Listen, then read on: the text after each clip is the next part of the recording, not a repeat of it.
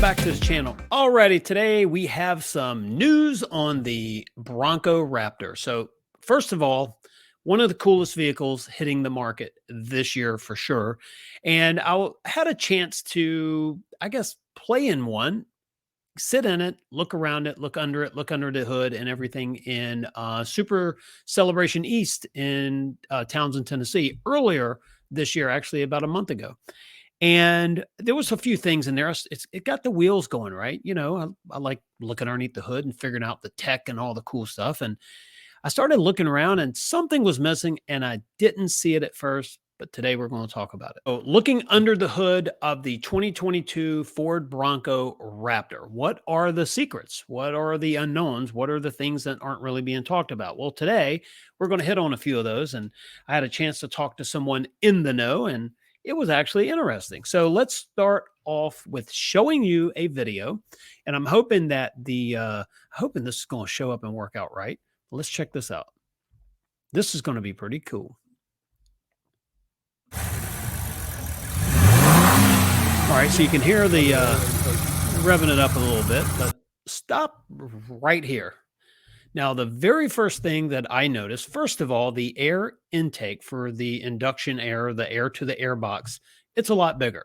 So you can see the areas here. I don't know if the cursor is going to show up on this one, but you can see the vertical little dividers. Okay, so that's helping to direct the air in and break down some vortices or swirls or turbulence that may happen going into that box. And so those are like turning vanes, but they're not turning. So they're just dividers to help straighten the air out. So you want the air to go in unrestricted as possible. So I noticed that. However, I didn't know the next thing we're going to talk about.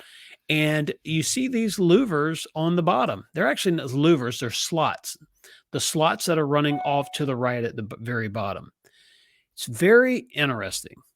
Very interesting. So what happens in a water fording situation? So if you get water over the hood, the way this Bronco is going to bring in air through the grill, it's different than the base program. So in the base program, you're entering air over the grill, under the hood on the driver's side, and it comes across and then goes into the air box. So it's very good. It's a good way of doing it. No issues whatsoever. However, this giant air pump, this 3.0 liter that needs a lot of air, and with the change in turbo, I'm pretty certain moving quite a bit more air and creating a lot more boost, I would imagine, or the potential for the boost. But you can imagine that they needed to allow more air under the hood. So what happens on the Bronco Raptor? You're bringing in air directly in front of this air inlet, which you're seeing right here. And you're also bringing it in on the driver's side like the base Bronco program.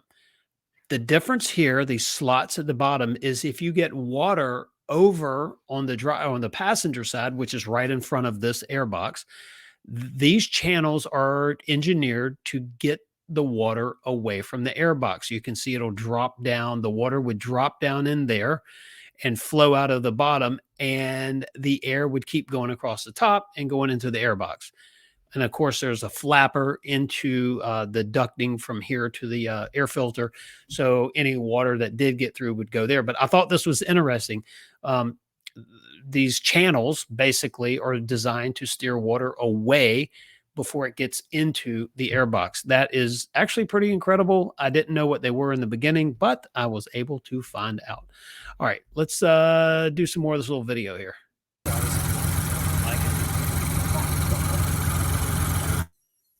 And we'll turn the volume off. So, all right, so you see those two pipes. They're plastic pipes that go to clamps and then they turn into rubber. So right here in the center of your screen, you have two, one coming in from the left, one coming in from the right. Well, those are the charge pipe for the charged air coming off of the turbos. Now, if you're familiar with the 2.7 under the hood, you'll know right here you have a Y fitting. So the air is collecting to one pipe going down to the charge air cooler, or known as an intercooler, and one pipe going in, one pipe coming out. The big difference I noticed here was, wait a minute, there are two charge pipe inlets. They actually enter the intercooler or the charge air cooler in two different areas, two different fittings.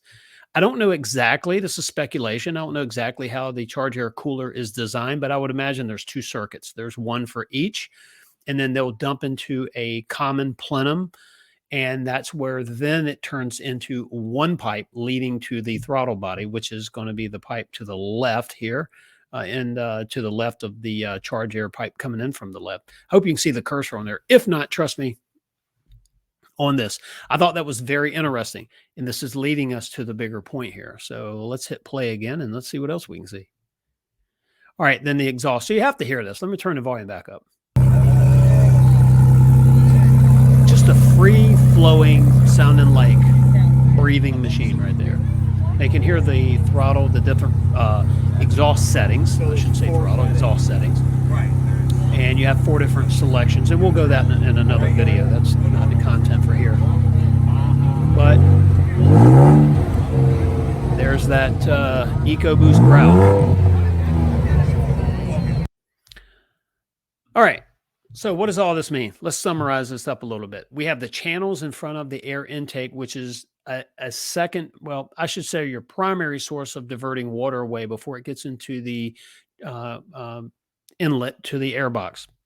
There's also the flapper that allows any water that does get in there to drop down before it gets into the air box itself. So just like the flapper in the base Bronco program, this one has it, but it has those slots or those channels to divert water away in the beginning. Okay, the high pressure fuel pump has been moved from the passenger side, the back of the engine, to midstream on the passenger side, so about midway. It still works off of an exhaust lobe on a camshaft on the passenger side, of course. And why did they move it? Have no idea. Couldn't tell you. Maybe serviceability. I don't know. Get it away from the firewall. I really don't know. So that is something to keep an eye on. Actually, it's pretty cool. We mentioned the 2 individual charge pipes, but here's the biggest thing. Ford says that they've been able to reduce the induction losses by 50%. That means the amount of air that is going into the engine, they've been able to reduce the losses, the friction, the things that are trying to keep it from free flow into the engine by up to half or 50%. That is actually incredible to be able to reduce restrictions. And I don't really know. Well, I mean, we've seen a couple of things. The air inlet to the airbox is larger.